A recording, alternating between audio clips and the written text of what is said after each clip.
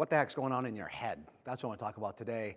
My name is Dr. Matt James. For those of you who haven't met, thank you so much for watching the videos. I do my best to go live every week here on YouTube and just give some helpful tips, helpful information. If you like it, subscribe to the YouTube channel so that you can get a notification when we do this, right? So a lot of what we teach, name of the company is Empowerment Inc. We've been around now for 42 years, helping to empower people, really help them to be at the best level they can possibly be at, so they're able to be who they want to be, do what they want to do, and have the things that they truly deserve. And all of that flows from your mind. I'm a blogger for Psychology Today. I have my own landing page. I'm their forgiveness expert. And one of the articles that I wrote for them is that prosperity begins with your mindset. It begins with your mindset.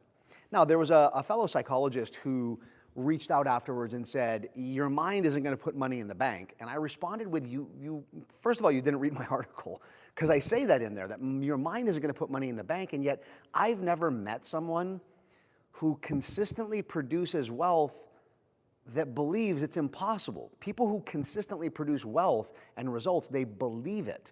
So everything begins with your mind. All right, cool. Well, come take one of our trainings and we'll help you with your mind. You know, all these trainings out there help you with your mindset and whatnot. And yet some trainings are covering up the shit that's going on inside your head. Let me say that again. This is really important. If all you do in the training is get into a better mindset, but you don't deal with the deeper level programming, you got to begin to become aware of the fact that you may still have baggage there. You may still have issues there.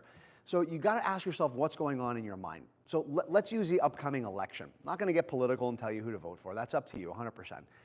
Just every 4 years, I've been teaching since the late 90s, and every 4 years, I can look out at a room and I'll tell you if they're happy or not with the results in November. I also get to meet people that believe that if so-and-so gets elected, that somehow that is going to head us on a path of everything is screwed up. Might it happen? Sure. Has things shifted during, one person being a president and have things changed? Of course they have. All of those things happen. But let's use your mindset, for example. Let's say you go to a training and they teach you about positive mindset and they teach you how to be in a more positive mindset, and you're saying things and you're like, hey, doesn't matter who gets elected, I can be in control of myself, my happiness and my wealth and all that fun stuff. Well, if you say it, but what's going on up here is the opposite, this is what's more important. Let me say that again. You can say nice things. If what's going on in your head, though, is negative, that's going to win. I don't care how you say something. Well, what did most moms say? If you don't have anything nice to say, don't say anything at all. Well, the thing is, I would actually rather have my client say the not so nice things that's going on inside their head. I ask my clients this all the time. I challenge them.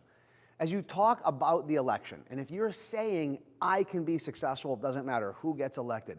If you're talking about the economy, I can be successful in any economy, it doesn't matter what's going on, and yet the images that you have in your head are extremely negative, you still got work to do.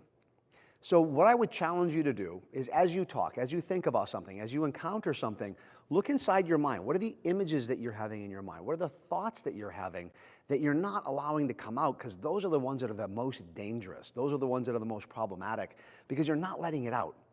I'm from Hawaii. We have a saying in Hawaii, one of my elder teachers did, and he said that you want to be like the volcano. You want to just let it out. You don't want to hold it in, because when a volcano holds it in, they end up blowing, they end up popping. So check what's going on in your mind, check what's going on in your heart, check what's going on in your gut.